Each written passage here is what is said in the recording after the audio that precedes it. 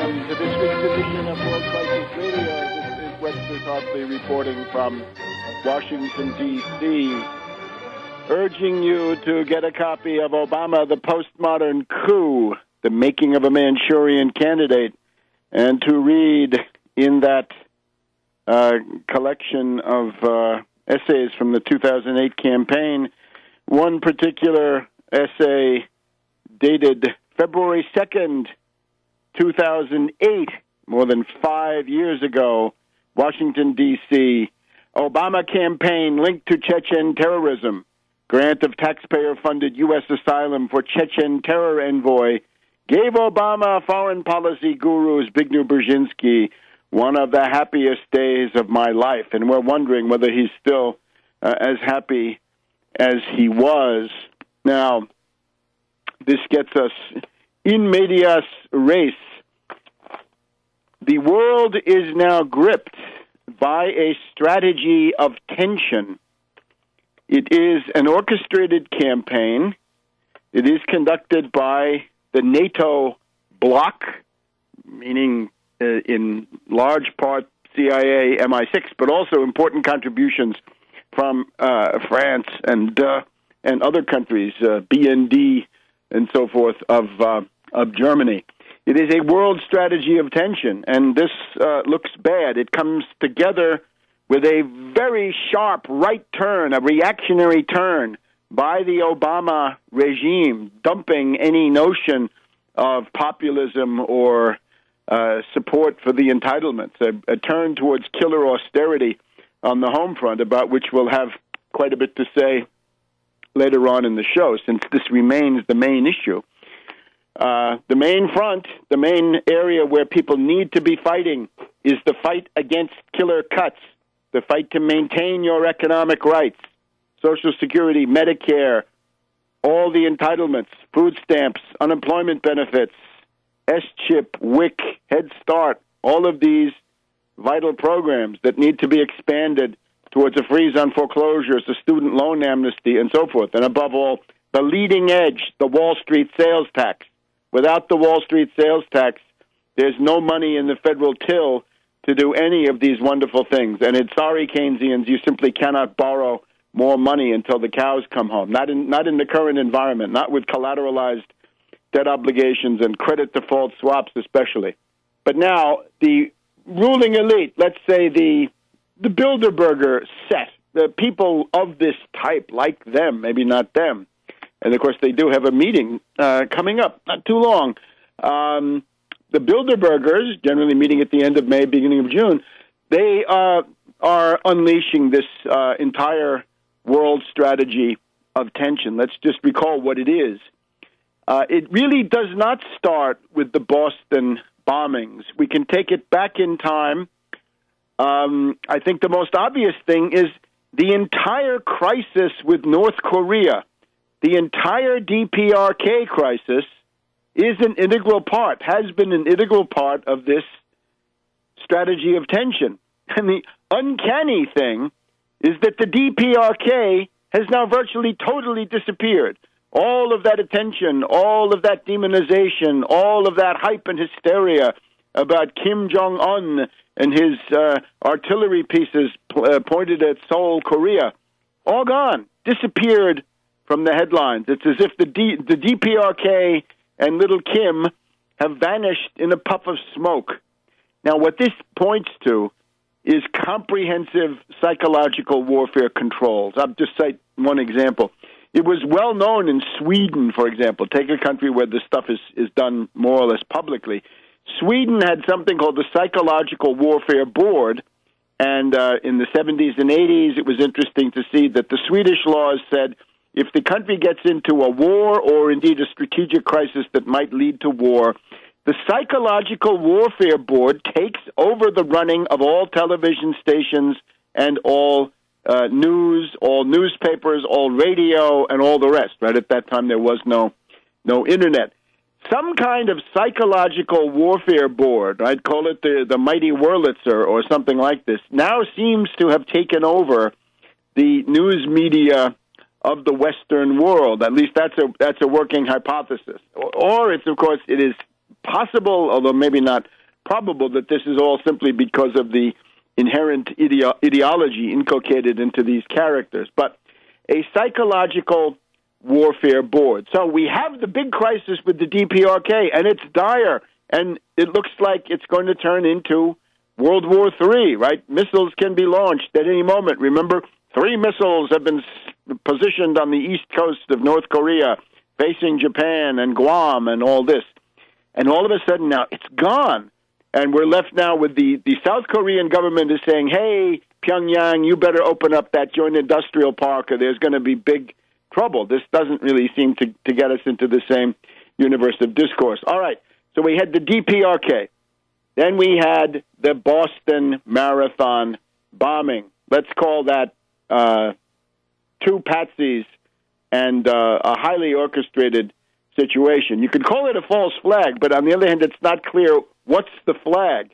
The flag is not so obvious, but you get the idea. It is synthetic terror, I think, beyond any doubt, and highly connected to the CIA control of the Chechen diaspora, the CIA's control over the families and the cultural atmosphere of the Chechen diaspora in the United States. CIA Chechens are, I think, the key part of the headline. But now we've got ricin letters.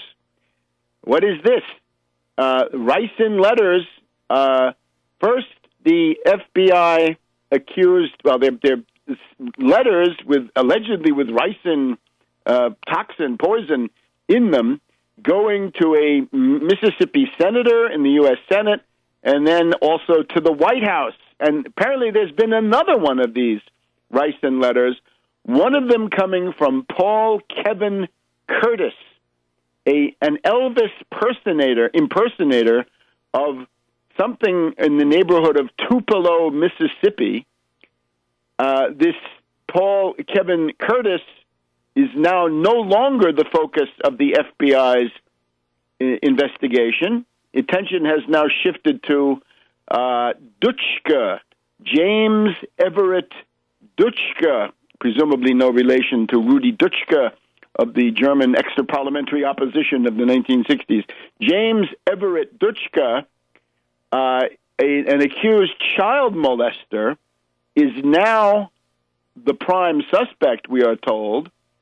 However, according to an article in the Washington Post of today, the FBI molehill, for a time, lost contact, lost the track, lost their overview of the whereabouts of this character, Dutschke.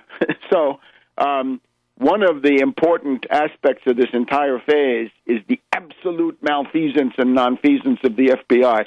If there was ever an institution that cried out to be broken up, reformed, rebuilt from the bottom up, it is the FBI. Remember Governor Kane of the Kane-Hamilton Commission, the 9/11 Commission. The FBI failed and failed and failed and failed. And they failed with Wen-Ho Lee, with the Atlanta bombing and Richard Jewell, with the FBI crime lab, with even the McVeigh. His execution, you remember, was delayed because the FBI had withheld exculpatory evidence from the trial. They fail and fail and fail and fail. How can we continue in the 21st century with this institution still so corrupted by the perverted mind of J. Edgar Hoover? Now, Director Bob Mueller is leaving the FBI, so maybe this is a great time to make a move. Lindsey Graham says they dropped the ball. Dianne Feinstein defends them. This is our partisan issue. Good. We'll be back in a minute on World Crisis Radio. Welcome back to World Crisis Radio. Keep your eyes fixed on Tarpley.net, and Webster G. Tarpley Twitter feed to keep up with all this fast-moving worldwide strategy of tension. The DPRK is in imminent threat of World War III, then disappears without a blip. Interesting. The Boston events, we'll talk about those in some detail. Immediately followed by ricin letters, and now we're told the FBI lost contact with the principal suspect in the Tupelo, Mississippi area. And again, how does this FBI fail and yet go on and on? Here we have it. FBI briefly loses track of man in ricin case. Ex-martial arts teacher left Mississippi home after search, lawyer says. Kimberly Kindy, one column on page 4 of the Washington Post. You get the idea. Then we have the Texas fertilizer factory explosion. Now, I don't have anything specific on this, except it's too convenient, it's too neat. It could, of course, be a purely coincidental creation of the worldwide economic breakdown, which is, of course, the overriding reality and the backdrop for all of this. So that's always a very substantial possibility, but let's at least mention it in this case. Then we have the Canadian government, Royal Canadian Mounted Police, Sergeant Preston of the Yukon, his great horse Rex, and Yukon King the Wonder Dog. And what do they have to tell us? Well, that they've discovered something that nobody's ever been able to find, and it's called Al-Qaeda in Iran. Al-Qaeda in Iran? How can there be Al-Qaeda in Iran? Al-Qaeda and Iran don't mix, right? Al-Qaeda, Sunni, militants, terrorists, bombers, killers in the service of the United States since the Afghan War of 1980, and then the Iranians, of course, completely different branch of Islam and a completely different interest. But we're assured by Sergeant Preston of the Yukon that there is Al-Qaeda in Iran. And they're saying that the way this happened is because when the U.S. flushed out all those terrorists from Afghanistan, some of the key ones went to Iran and have been hiding there. So it's not the Iranian government necessarily. It's a little bit like Chechnya and Russia. It's that there's a rebellious, independent, lawless underground force called Al-Qaeda in Iran. But this gets close enough, right? It points you in the direction they want to point you. So here's the basis of it. This fantastic tale is the handiwork of Peter Bergen. Peter Bergen is one of the brand X spreaders of disinformation about terrorism. He is a terrorist expert, right, hired by CNN and others, I'm sure. Over the years, I've clashed with him. I've tried to intervene to demystify his obfuscations. But Peter Bergen has an article called Strange Bedfellows, Iran and Al-Qaeda. Iran and Al-Qaeda, in quotes, Peter Bergen. So this is the story that he tells, that these Al-Qaeda leaders took refuge in Iran.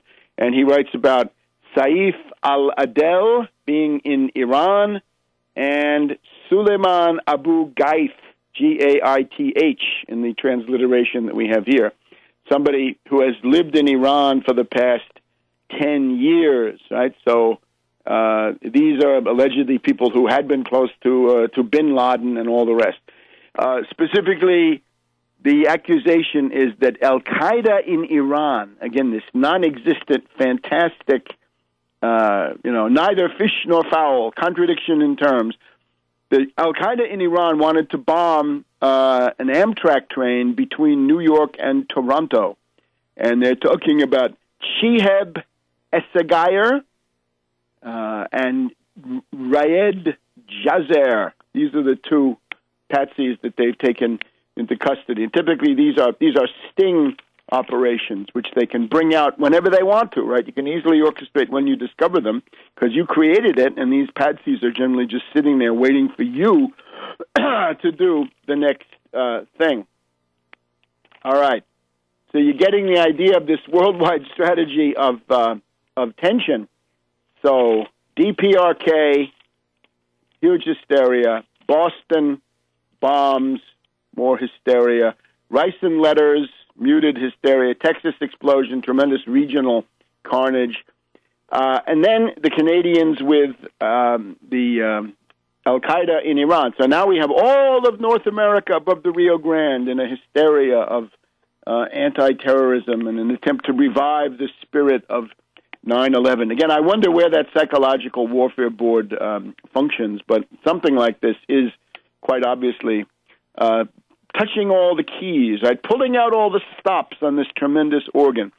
And then there's another very, very suspicious element, right? At the height of all this, we get the fake Associated Press tweet, the Twitter message, right? The posting on Twitter saying on Tuesday, I guess it is. Anyway, it's the 23rd of April at 1:07 in the afternoon. Associated Press Twitter feed posts breaking 2 explosions in the White House and Barack Obama is injured. So that goes to 2 million recipients of the Associated Press, and then it's retweeted by 3,000 to 4,000 of their people. So it gets a secondary wave through these other Twitter sites. So what does this do? It sends the Wall Street Dow Jones Industrial Average, as it's called, into a sharp decline of 150 or 160 points. $200 billion of market value, paper wealth, are wiped out. But then the White House trots out spokesman Jay Carney. The president is fine. I was just with him. And then all of a sudden, the Dow Jones Industrial Average recovers. Now, the Associated Press is blaming the Syrian Electronic Army. And the claim is that the Syrian Electronic Army had hacked into the BBC weather account on Twitter, right? The BBC weather reports hacked, according to the Associated Press. 60 Minutes and 48 Hours on CBS had their Twitter accounts hacked with corresponding messages sent out. So they're blaming the Syrian Electronic Army. The problem with that is there is no proof. I mean, the logic of things, there can never be. But isn't this interesting and convenient that this happens just at the moment that they want to lift and shift over to Syria, which is then what has happened in the last couple of days. Back in a minute. Welcome back to World Crisis Radio, shining the light on the worldwide NATO strategy of tension. DPRK, Boston, rice and letters, Texas fertilizer explosion, the Canadian discovery of al-Qaeda in Iran, allegedly attempting to bomb a train from New York City to Toronto, and then this very strange incident of the Twitter hoax, the AP Twitter account causing terror on Wall Street on the 23rd, I guess on Tuesday of this past week.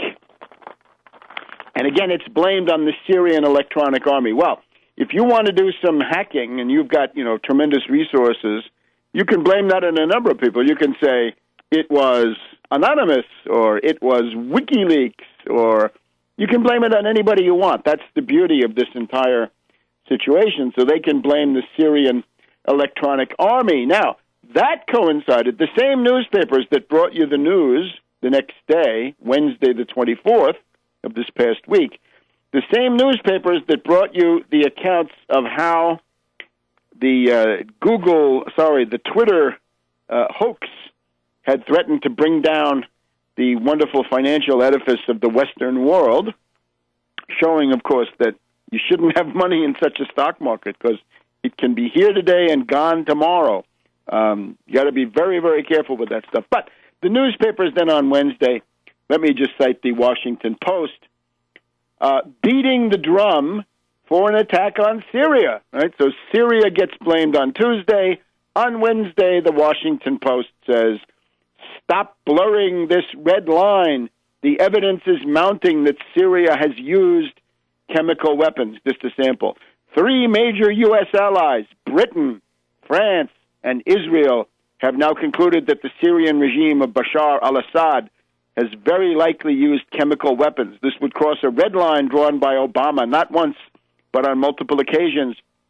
An Israeli general said Tuesday, same day as the Twitter event, the Israeli general said, quote, the regime used lethal chemical weapons against gunmen in a series of incidents in recent months, and they claim one of them was on March 19th at Aleppo. A sarin-type substance was employed. So we got ricin in the letters to the White House and the Congress, but sarin used in Aleppo. The British and the French are pressuring Ban Ki-moon to send in the inspectors, but of course you have to get the approval of the Syrian government. The Washington Post is happy that Obama is inching towards decisive action, i.e. war. John Forbes Kerry of Skull and Bones has doubled the non-lethal aid, but we have to remember the Syrians are furious. Those Syrian death squad members, those Al-Qaeda killers, those bearded guys with their hands dripping with blood, they're not happy with the service. They say, where's our money, American taxpayer? Where are our missiles that we'll later use to shoot you down on your vacation trip in the Mediterranean? So you get the idea. Now, didn't take long then, did it?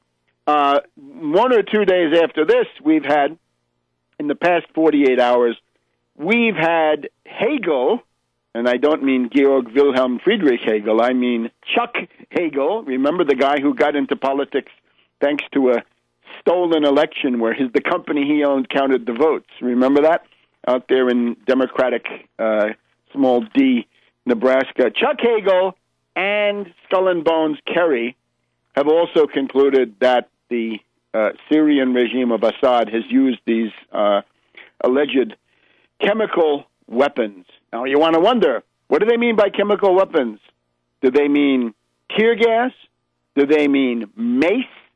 Do they mean insecticide? How about a can of Raid? Would that do it at the present time? We've now got a lot of scribblers attempting their bidding fair to become the next Judith Miller of the next war, right? We've got new source curveball. We've got the new Ahmed Chalabi. I guess the new Ahmed Chalabi is this guy Khatib, if he can keep himself in power, right? The Royal Dutch Shell executive. But then there's that other guy in Texas who also seems to have a claim on Chalabi status. So we're seeing it again. First time as tragedy, second time as even worse tragedy. What can we say? First time as melodrama, second time as tragedy. We'll think of something. But you get the idea. We've seen all this before, but the difference now is in 2003, there were 25 to 30 million people in the streets protesting across the world. But now, thanks to humanitarian intervention of Bernard Kouchner and thanks to the responsibility to protect clause in the UN resolutions of 2011, wars are now humanitarian. Wars are now wars for human rights, to make the world safe for democracy. We're right back to the bankrupt, idiotic, hypocritical Wilsonian method. To make the world safe for democracy, it's time to attack Syria. So we obviously reject this totally, root and branch, and we condemn the pro-war left, Amy Goodman, Democracy Now!, and all her ilk, and all of her left liberal co-thinkers and guests.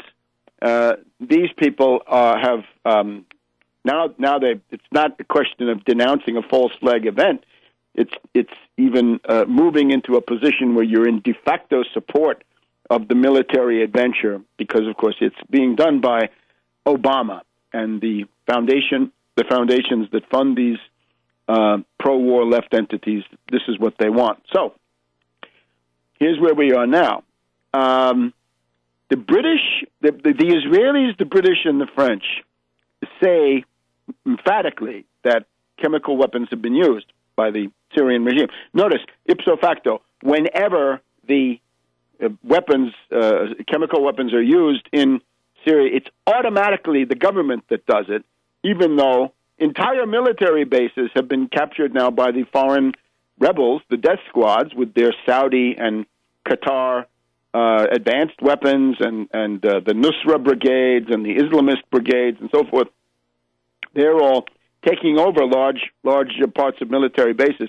It is absolutely excluded, a priori impossible, that the peace heroes and democracy heroes of the death squad opposition would ever use chemical weapons. But once again, the main thing is there is absolutely no proof.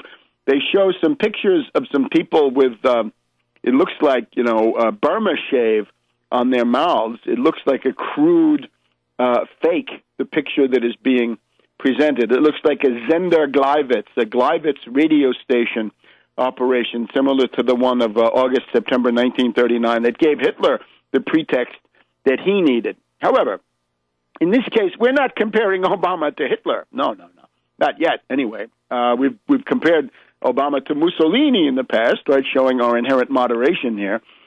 Obama leads from behind. Remember, Obama does not want to be out in front, and this is also the mood of the U.S. ruling class. You'll remember last autumn we had Hillary, Panetta, Petraeus, and others wanted intervention. Right? They wanted something done vis-a-vis Syria. Obama says no. It seems to me that what Obama is angling for is a situation where the British and the French take the lead with Turkey, and Turkey will therefore take the main lead. Everything being done to push Turkey into war, right? The foolish, reckless Erdogan with his Davutoglu whispering in his ear about the Neo-Ottoman Empire and the new caliph that's going to be Erdogan, I guess. These people are being played on, right? Their vanity, their ambition being played on. And Obama's main goal is to con Erdogan. And what he's even done is the U.S. has apparently set up a peace with the Kurds, which we'll talk about in just a minute on World Crisis Radio. Welcome back to World Crisis Radio. Webster Tarpley in Washington, D.C. Now, the game with Turkey is the market of dupes. Erdogan and Davutoglu being the top dupes of Obama. He hopes. Maybe they can still save themselves. I always hope they will.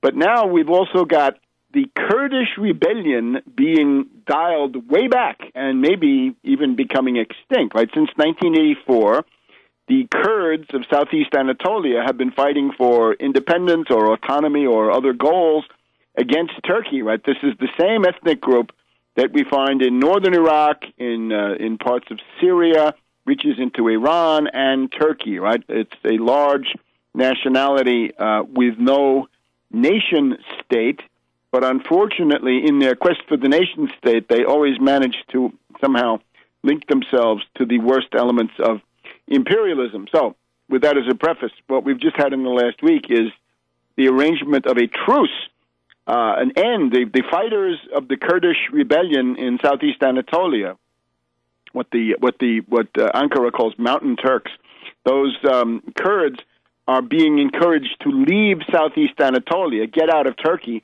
and go to the Kurdish entity of northern Iraq, right? Iraq de facto subdivided, partitioned, balkanized, as we know, mini-states, microstates. So the northern Iraqi microstate of Kurdistan is inviting those fighters, to come back to what will become then a Kurdish homeland, or a Piedmont, right? The centerpiece around which the rest of it will then be maintained, as Italy was arranged around Piedmont in the 19th century. So this frees up Erdogan to continue down the lunatic path. Now, if he were smart, he'd say, that's enough for me, I'm quitting, forget about attacking Syria. But I'm afraid this is not likely, given his megalomaniac approach to these things. Now, we therefore have a very ugly situation vis-a-vis Syria, and the hysteria is growing. Washington Post headline today, sarin use in Syria feared. U.S. says effort was on a small scale. Obama now under massive pressure to act. Note the warmongers well. Note them. Many of them will be answering at Nuremberg for these things in some better time, perhaps, maybe even Well, we don't know. But none of this stuff is going to be forgotten, certainly. We've just had the reports about the U.S. practicing torture under Bush. Now, therefore, we have to go into a yellow alert on this Syrian front. However, it's not all going one way. The Syrian army has successfully taken over a key rebel strongpoint. The Syrian army is winning, at least near Damascus, and they have taken over and shut down a town which is a key transit point for the weapons being smuggled in through Lebanon, right? What the Hariri political machine and other corrupt pro-NATO people inside Syria have been sending, inside Lebanon, have been sending into Syria. It looks like that stuff is now halted, right? There's a whole flow of weapons, including pretty heavy stuff from Saudi Arabia, Qatar, and others, that's now been cut off. Okay, so this is a very tough nut to crack, and don't lose hope. Don't get demoralized. Don't get disoriented by propaganda. Now, in the middle of this, we have the Chechen brothers, right? The two boys, I'm afraid, young men, whatever we can call them, in Boston. Now, key facts about them. The first two key facts. Get yourself a copy of 9/11 Synthetic Terror, Made in USA, 4th edition and subsequent. Make sure you read the part. It starts at about page 425. It talks about the tremendous crimes of the Chechen rebels. They are, in some ways, they're the bloodiest in the world in terms of the numbers killed, right? They easily get up to 300, 500 people in different incidents, right? They attack a hospital in Budyansk. They attack a school in Beslan, in the area there in 2004. They go on to attack a theater. Tremendously high casualty list, right? Really butchery on a colossal scale. So there's something special going on with these people. And, of course, it is that they have chosen, some of them have anyway, to put themselves in league with NATO. There's some evidence that the British were fomenting the rebellion of the Chechens going back deep into the 19th century, right? Maybe just after the Napoleonic Wars, it might have started. We have some evidence that David Urquhart of the British Foreign Office, the British ambassador to the Ottoman Empire, was interested in the rebellion of the Chechens back in the 1840s and 50s, I guess. So this is a long-term Anglo-American, first Anglo and then Anglo-American sponsorship of the Chechen movement, right? An anti-Russian movement.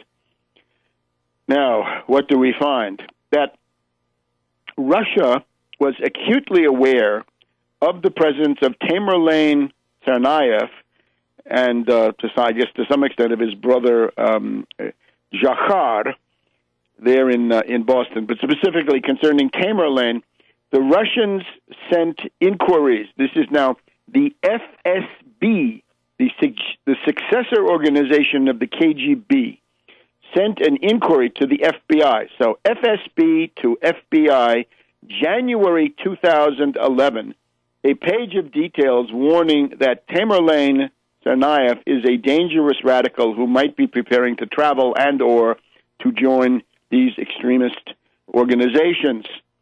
Okay? FBI says they looked but found nothing. And then we have, in September 2011, the FSB sends what is portrayed as the same request. Well, in other words, they sent a duplicate request after the FBI found nothing, perfectly legit. The FSB contacted the CIA in September 2011 and asked the same question.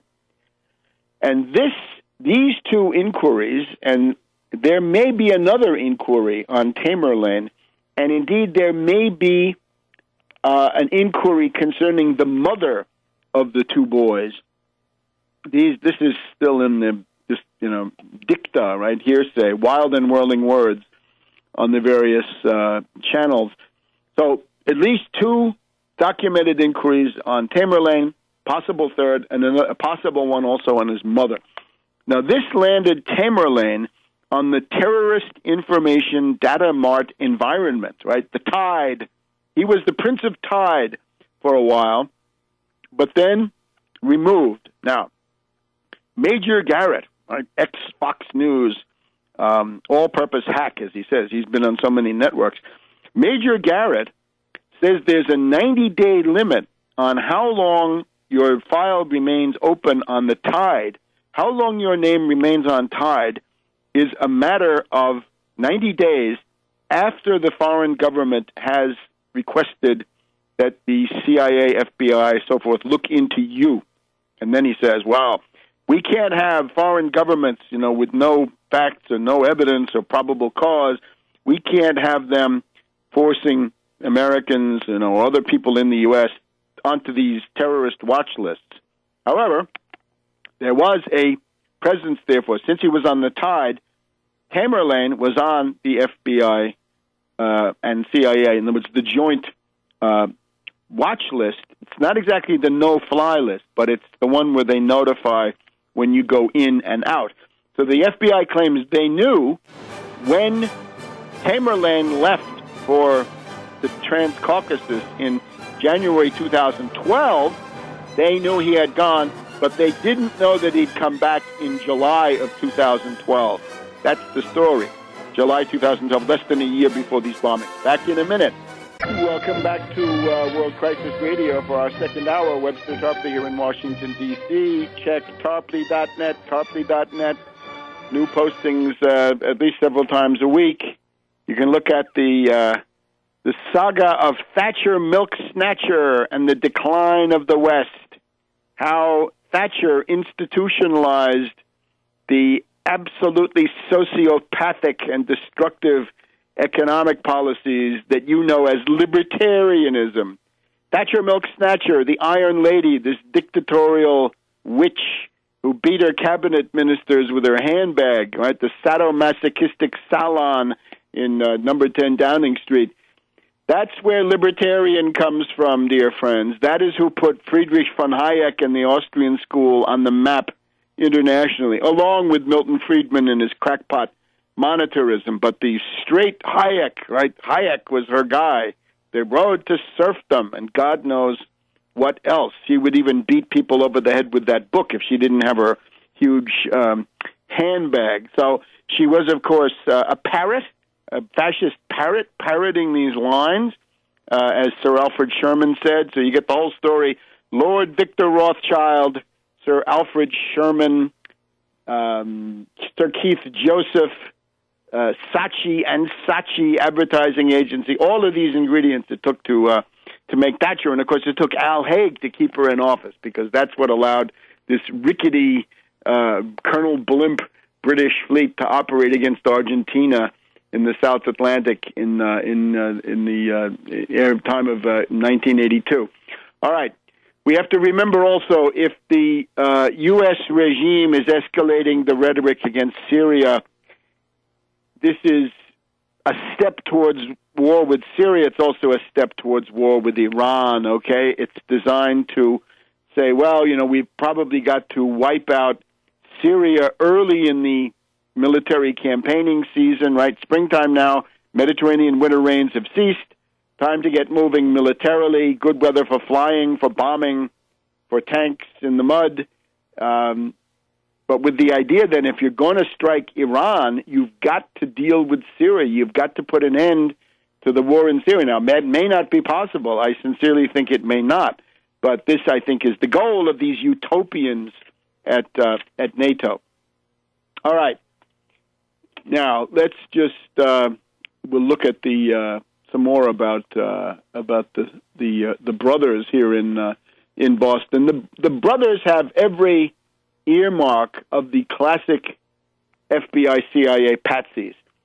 They come from a Chechen diaspora notoriously penetrated by the FBI. As I write in these two things that you have to look at, 9/11 Synthetic Terror, 4th edition and following, the role of the Chechen terrorists in attacking these targets, and indeed what Vladimir Putin said about them in that famous 3.5-hour discussion at his dacha near Moscow at the beginning of September 2004, that it was obviously Western intelligence agencies supporting the Chechen terrorists as a means to break up Russia and have a Carthaginian peace to end the Cold War definitively with the breakup of the Russian Federation and, put salt in the ground so nothing grows. That is known in Russia as the Brzezinski Plan, and we'll hear the name of Brzezinski all over this thing. And then, speaking of Brzezinski, when you go forward to Obama, the postmodern coup, 2008, the article in there, Obama campaign linked to Chechen terrorism, that is simply that Zbigniew Brzezinski, the key foreign policy advisor of Obama, and one of his first backers, right, the guy who put him on the map in Iowa by going out there and campaigning for him and introducing him. Zbigniew Brzezinski had sponsored the asylum request of Ilyas Akhmadov, the envoy of the Basayev clique of the Chechen terror movement, right? You've got Maskhadov, well, you did have, they're both dead. Maskhadov, now dead, Basayev, a notorious CIA agent. I have to parent here. You look at LaRouche's website. Oh, who's responsible for Chechen terrorism, according to LaRouche? Oh, two forces. The British, and that's clear, and the Saudis. Yes, indeed, they do provide a lot of money. But unfortunately, that's falling a little bit short because the CIA is indispensable in this. And in particular, the Basayev was notorious. The European press knew that Basayev was a CIA agent, that Maskhadov was in the orbit of the CIA. So watch out for disinformation. We'll have some other disinformation to talk about here. All right. So the FBI, this is now the source of the egg on the FBI's face, right? Lindsey Graham and this guy McCaul, McCaul, accused the FBI of bungling, dropping the ball. I'll go further. It's a molehill. This whole question of connecting the dots, right? Why don't the agencies talk to each other? The reason they don't talk to each other is that there are moles at the interstices of these agencies, and the task of the moles is to protect the patsies from being arrested and rounded up and put out of action until the patsies have done their job, which is to be around, to be free, not in jail, and to be blamable for the event that takes place. So the whole thing about connecting the dots and sharing information and turf wars and interagency rivalries, this is a low-level soap opera explanation for what is, in reality, the work of the moles. Now, if you don't know what moles and patsies and technicians are, you better get that same copy of 9/11 Synthetic Terror, any edition. You'll have the complete rundown on state-sponsored, synthetic, false flag terrorism, moles, patsies, and technicians, controlled media, and drills. And we do have that Alabama running coach saying that there was a drill going on, for whatever that's worth. That's not very authoritative, I must say. We try to look for something stronger than that, but you get the idea. Now, the FBI, therefore, is under attack. Senator Feinstein of California comes out defending the FBI. Isn't this amazing? The Democratic Party, liberal Democrats, left liberal Democrats or center-left Democrats are defending the FBI. Why? Because it's Obama's FBI. This is unbelievable. So you're leaving that entire space to these reactionaries so that they can look good. And we have Rachel Maddow making fun of McCaul and Lindsey Graham and all this, where it's clear the FBI knew this guy was a factor. The Russian government had told them not once but twice, and maybe even 3 times. And no, can't leave him on the watch list. Now remember, the FBI routinely orchestrates entrapments, stings of exactly such people. If the FBI sees somebody that they think might be a mental deficient, a fanatic, a psychotic, somebody like this, organized crime figure, they can mount a sting and entrap the guy, and then they find out whether he's got criminal energy and criminal intent or not. Now, it's not just that the FBI didn't report. The mother, Zubeydat Tsarnaeva, tells Russia Today, and this is an important contribution from Russia Today. And by the way, we have Sybil Edmonds running around saying, "Oh, the Russians haven't said anything. The Russians haven't said anything." The Russians have said plenty. Russia Today puts on Zubeydat Tsarnaeva, and she says the FBI had been all over my son for 3 to 5 years. They'd been checking. Quote, "They knew what he was doing, what sites he was visiting. They followed his every move. Yet today they say this is a terrorist act. The FBI was afraid of my eldest son because he was a leader, could stand up for himself, and talked about Islam a lot. Once they officially called me and told me they don't doubt his decency, but at the same time he gets information from extremist sites, and they are very afraid of him." Well, forget the rhetoric. The FBI was all over Tamerlane like an ape, and nevertheless, this happened. Do you smell a fault? I sure do. Back in a minute. Welcome back to World Crisis Radio. Webster Tarpley here in Washington, D.C. So we're doing the exploits and miracles of the two brothers, and they are clearly patsies. These are people who are obviously, we cannot free them from criminal intent because they're clearly, they know that they are somehow assets of intelligence operations, but there is no proof. There's no open and shut case. There's no slam dunk, as we're hearing, that these people can be convicted even without that the one of them now, the survivor, can be convicted without a confession or something of the sort. I'm not sure of that at all. The only basis for that kind of gloating is that the mass brainwashing has been so complete that they could never get a fair trial. That I would concede. But from the point of view of actual proving it in an epistemological sense, no, there is no such proof. It's quite possible that the two brothers were simply being used as useful idiots, as patsies, exactly. They're nearby. They have this entire story, right, that is going to come out. They probably have some guns or some explosives or something like that, and that then makes them easy marks for this operation. So the mother, it's interesting, this family are a bunch of outspoken loudmouths. Boy, they are vehement, they are outspoken, they don't care. Very interesting cultural pattern.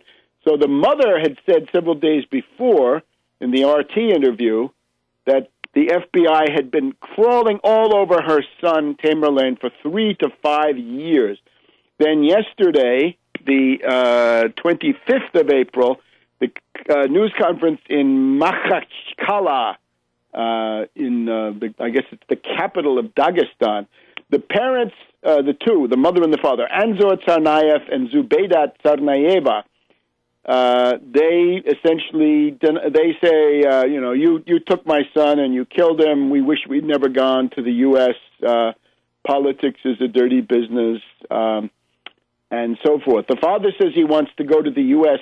The mother is already threatened that if she comes to the U.S., she'll be arrested because she has a shoplifting charge against her.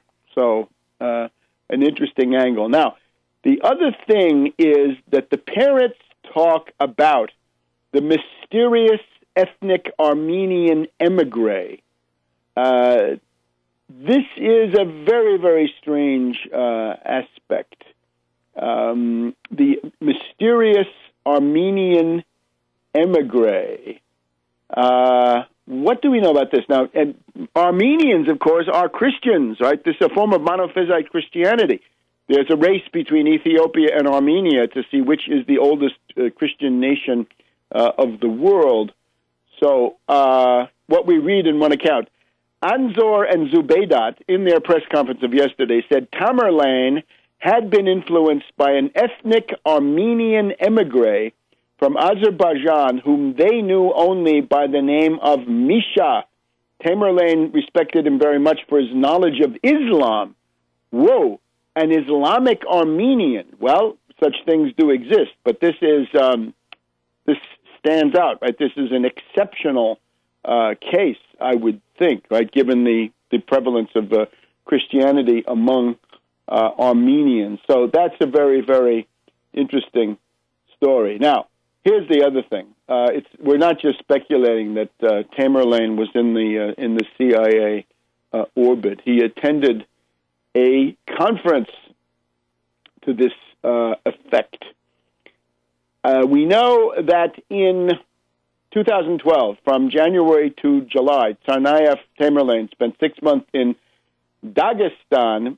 That we're told now by Izvestia that he attended a conference of the Caucasus Fund and the Jamestown Foundation, which was dedicated to anti-Russian hysteria. And we want to quote our friends Thierry Maison's Voltaire Network, pointing out that in their studied view, the Jamestown Foundation is a known CIA front. It is only an element in a huge machine which is controlled by Freedom House and linked to the CIA. That's very, very interesting. So this Tamerlane was going to such a conference. Jamestown Foundation, founded by OSS CIA honcho William Casey, remember him? CIA director under Reagan. Also Russian dissident Arkady Shevchenko. On the board of directors of the Jamestown Foundation, Zbigniew Brzezinski. And let's also remember then the other organization that we would point out, and you can see this in Obama, the Postmodern Coup, the American Committee for Peace in Chechnya. The American Committee for Peace in Chechnya, ACPC. Now, some people say, oh, those are just neocons, right? Wolfowitz, Pearl, Ledeen, Gaffney, CIA, DIA. Wait a minute. The top dog, in many ways, in the ACPC, in the captive nations front, is Zbigniew Brzezinski. Once again, so Zbigniew Brzezinski bridges the gap from the Jamestown Foundation over to the American Committee for Peace in Chechnya, and Zbigniew Brzezinski is the main sponsor of Ilyas Akhmedov, the representative of the Basayev Group here in Washington, D.C., and that's what I wrote about in February of 2008, Obama campaign linked to Chechen terrorism.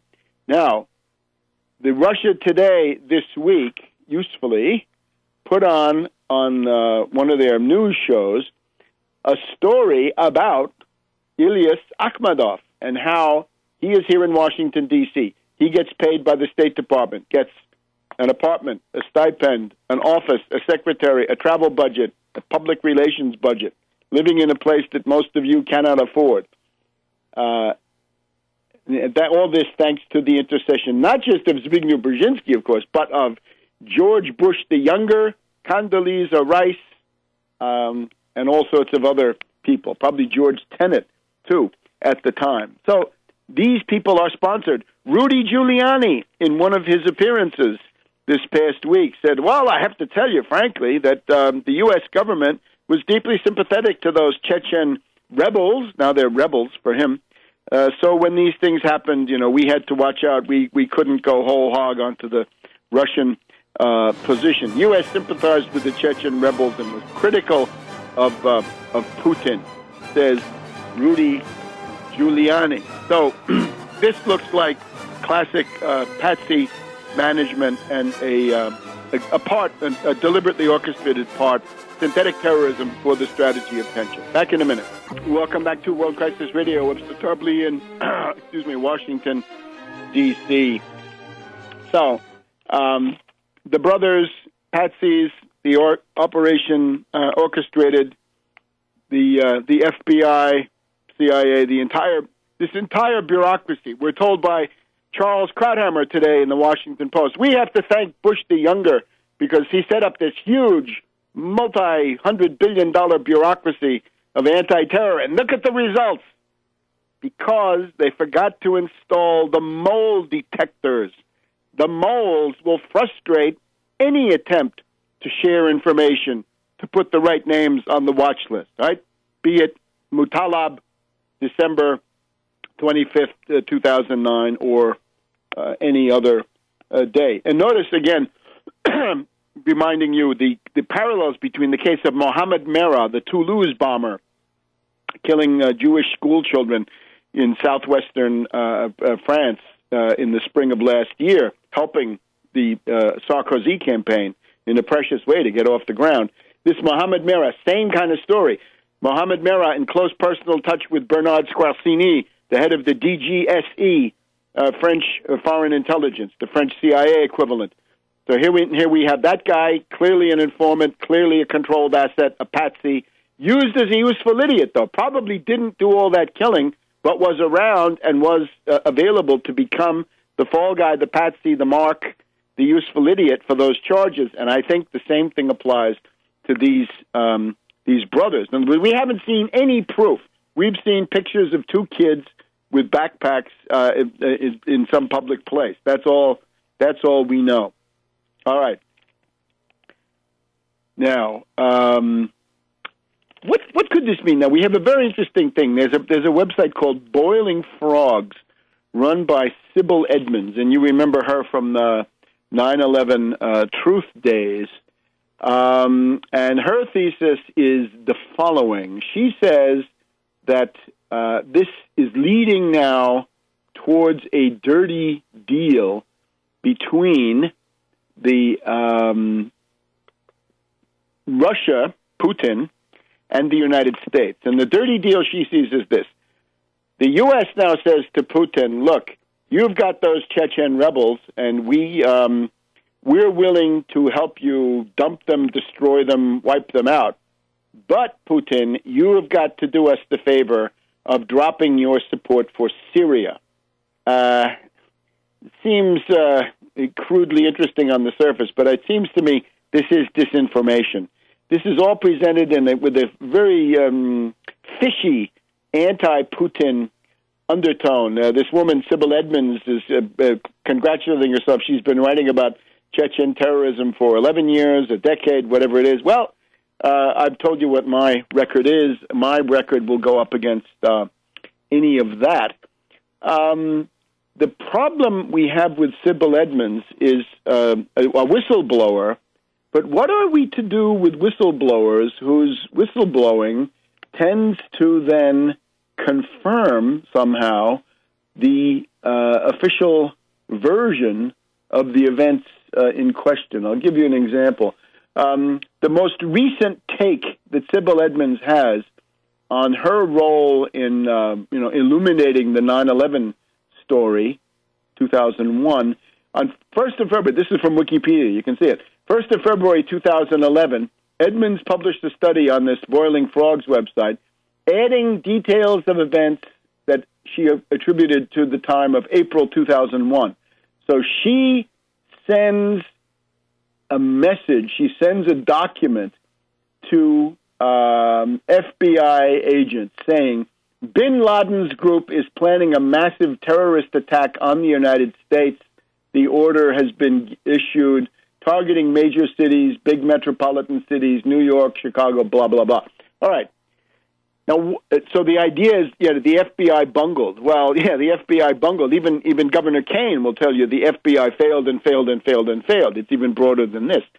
What are we to do with whistleblowers whose actions, as so often happens, tend to reinforce the official version or a variant thereof, but not to attack the official version? If we'd heard, for example, from a whistleblower that, there was a cell and they were running a bunch of patsies and they were also running a group of technicians, and that's how you got 9/11, this would be of great interest. But that's not what we have. We have a warning that Bin Laden's group is planning a massive terrorist attack on the United States. So with that, you're supposed to believe there is a Bin Laden group, they can carry out a terrorist attack, and they did. and the FBI blew it. Now, Sybil Edmonds, in her discussion with the philodoxer James Corbett, says she doesn't like blowback. Right, good. Blowback is no good. Blowback is more or less the official CIA line. Obama wrote an essay embracing blowback in the Chicago Reader right back in 01-02. But blowback is bad. Lie-hop is equally bad. And this is lie-hop. The contents of Sybil Edmonds' whistleblowing seems to be lie-hop. What are we to make of this? Let it happen on purpose. In other words, it grants everything that the intelligence agencies need, that there is bin Laden, there is al-Qaeda, they can do these things, they will do these things, and the reason it happened is because of corruption and bungling by Bush, by the FBI, by others, but it will happen. And again, my position, my hop, it's a big lie. There is no bin Laden, he's a patsy, al-Qaeda is the CIA Arab Legion, any fool can see that in Libya or Syria, what have you. So I would discount this kind of analysis. Blowback is bad, but lie-hop is as bad or worse. And therefore, we have to ask ourselves, what is the position of Russia? Now, she has an essay where she gives various allegations, but none of that adds up, right? The Russians are taking civilians out of Syria. Well, what does this prove? Of course, we need to watch Syria. I think the Chechen rebellion has gone way too far down the road for it to be liquidated by the CIA. I think it's taken on a life of its own. Certainly, it thrives with foreign support, maybe Saudi support more important than U.S. At this time. But with obviously, CIA, MI6 inputs, the rebellion has been significantly quelled compared to what it was in the 90s or the aughties. And then again, on the Syrian side, Putin, it's too late for Putin to pull back on Syria. If he does that, then his name will be mud around the world, and I don't expect that to happen. But again, let's see who has the golden ring. But somebody calling themselves a whistleblower, well, that could be Julian Assange. He's a whistleblower. We don't need that, and I'm afraid therefore, the analysis advanced by Boiling Frogs, this well-financed website that seems to be able to buy people up, right? They buy up authors. How interesting. I wonder where they get all that. That, I think, it would have to be regarded cum grano salis. All right. Now, certainly, the Boston events represent part of a step-by-step fascistization. I think this is clear to everybody, right? When you have states like Wisconsin or Michigan or Ohio, you can have reactionary Republican governors who attack the labor movement. They break up the institutions, and you fascisticize those states using reactionary Republicans, ALEC, people like this. In the case of someplace like Massachusetts, how do you do it? It's obviously you do it through domestic terrorism of this orchestrated type, and therefore, you've got that to look at. It is the march of fascistization, and the CISPA, CISPA law going through at the same time, I guess, fits into that same picture. It is interesting now we're getting, in retrospect, the total hype of the Boston event, right? 3 dead. Well, bad, but, not the end of the entire world. This total hype was ordered. We'll give you an example of that when we come back on World Crisis Radio. Welcome back to World Crisis Radio. We got to break in quickly and do a whirlwind wrap-up, hopscotching the world for headlines. Just the hype, right? The fact that the media decided to hype this. They pushed North Korea disappeared and everything went to Boston. The CNN reporter in Boston was taking unconfirmed, unsubstantiated, raw chatter off the police radio and putting it directly onto CNN.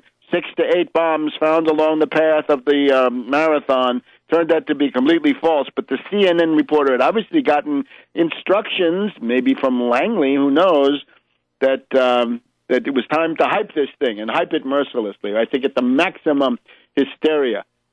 Now, the failure of the ruling class, the bankruptcy, the degeneration, the decadence of the ruling class put on display at the Mad Dog Bush Jr. Presidential Library with Carter, Bush the Elder, Bush the Younger, Clinton, Obama.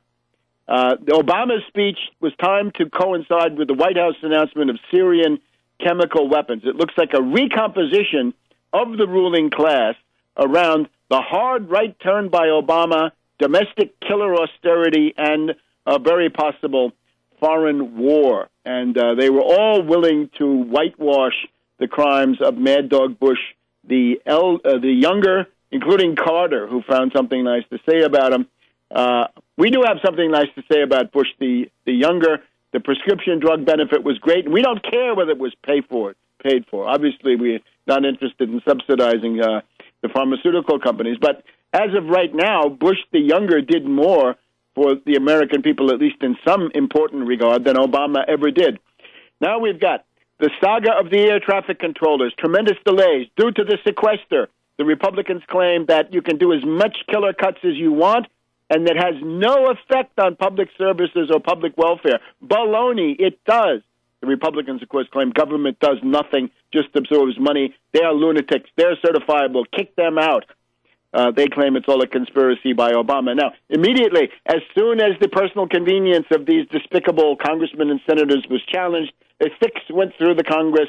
Notice it does not include any revenue. Obama said he would demand some element of revenue, some nicking of the super rich in order to get something through, but it does not contain that, and it looks like Obama is going to sign it. 150 airport towers.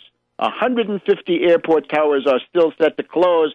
Any fatal airplane crashes go directly to the Republican Party, number one, and to Obama for refusing to invoke the 14th Amendment to shut down the Republican blackmail, to avoid the Satan sandwich, therefore to avoid the 12 tyrants, therefore to avoid the sequester and the fiscal cliff and all of that. Look around the world and see the fruits of austerity. Spain unemployment, 27.16%. That means a depression. It is a depression. U.S. unemployment, 1933, about 25%. Spain at super depression levels. French joblessness, 3.2 million unemployed, right? Austerity under increasing attack in Europe. Now, let's look at a couple of others. The chicken inspectors of the U.S. Department of Agriculture under Vilsack are facing a brutal speed-up. USDA, this is the Washington Post of today. This is chilling. USDA proposing faster pace at plants. That's known as speed-up. And here we have a retired USDA poultry inspector who says, they don't talk about it publicly, but the line speeds are so fast, the inspectors are not spotting contamination like fecal matter as the birds passed by. Yuck. That's the fruit of killer cuts and austerity. Another one, the hard right turn of Obama. We've always said Obama hates Roosevelt. Obama attacks Social Security. Obama hates Kennedy, destroyed the space program. Obama hates LBJ, wants to attack Medicare. Here's another attack on Roosevelt by Obama. He wants to privatize the Tennessee Valley Authority. You heard it. Obama wants to privatize the TVA. 29 hydroelectric power plants, 11 coal-fired plants, 3 nuclear plants, 9 million customers in 7 states. This is what brought rural electrification to that entire part of the rural South. It's a historic step forward. These areas still enjoy lower electricity prices thanks to the fact that they have the TVA. The Washington Post today wants, of course, wants the TVA privatized yesterday. The 2014 budget of Obama, however, still has the proposal to privatize the TVA. The Washington Post whines that the reason the TVA can charge less for electricity is because they have cheap borrowing costs, because they're a government agency. Let's fix that by having 0% credit from the infrastructure window at the Federal Reserve. Let's force through that credit stimulus and make everybody eligible for that same kind of even cheaper borrowing than this. Why should we be paying these zombie bankers that are wards of the public in the first place to do that? So it's a hard right turn. Now, let's look at the fruits of austerity also in the political sense. The coup d'etat by Napolitano, a second one. We had the Italian parliamentary elections last February at the end of the month. We then had this emergence of the Grillo reactionary, proto-fascist, neo-fascist, populist, this anti-growth, anti-technology party. We're already beginning to see the contours of modern neo-fascism. For 2 months now, we've had no government, right? It's Weimar, because Grillo would not support any government that he didn't control, like Hitler in July of 1932, and Bersani of the Democratic Party, the Social Democrats or neo-communists, was refusing to make a deal with Berlusconi. But now we had the election of the new president of the Italian Republic, which is basically done by the grand electors. These are the deputies, the senators, some regional representatives, 500 or 600 people, 7 years, but key emergency powers, getting more powerful now than it was. Grillo had supported the delicatessen candidate Rodotà. Rodotà is a guy who says, well, we'll take away your economic rights, but we'll give you gay marriage, and that'll be a fair deal. Bersani had tried the Catholic trade unionist Marini, who was not acceptable for reasons that are not entirely clear. But then Prodi, the Eurocrat, Eurogawk, and we had the rebirth of the Franchi Tiratori, the snipers, because these votes are secret ballot. So you can vote against the candidate of your own party, and a lot of people of this Democratic Party voted against Marini and then against Prodi. Last Saturday morning, Napolitano got up in the morning and said, okay, I give up. I'll take another term. I'll at least take the beginnings of a second term. So for the first time since 1945, and since the Republic, a little bit after that, the Italian Republic has the president serving a second term. Never happened before. It's not forbidden, but it just wasn't customary.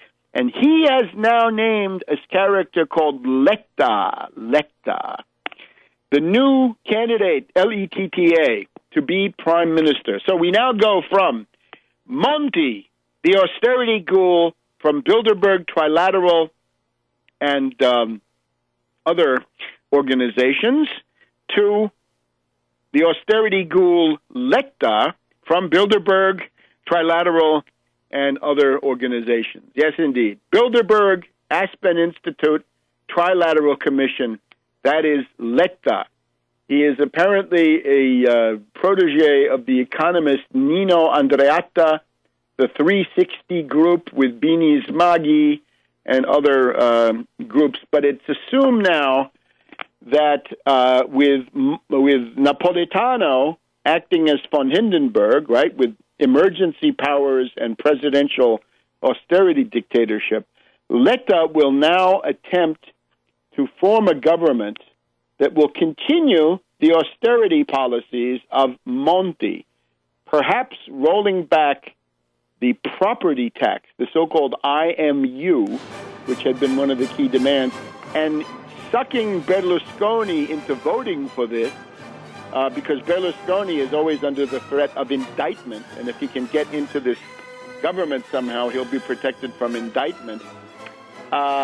And this, of course, if we have a grand coalition, Inciucio or Ammucchiata, then that grand coalition will provide hothouse conditions for Grillo, and Grillo needs to be saved. In the regional elections of Veneto last weekend, the Grillo party lost half their votes. They went from 27% of the votes to 14% of the votes. So Grillo has peaked. Grillo is collapsing, but the Bilderberg Trilateral was trying to prop him up. Don't let it happen. No to austerity. See you next week on World Crisis Radio.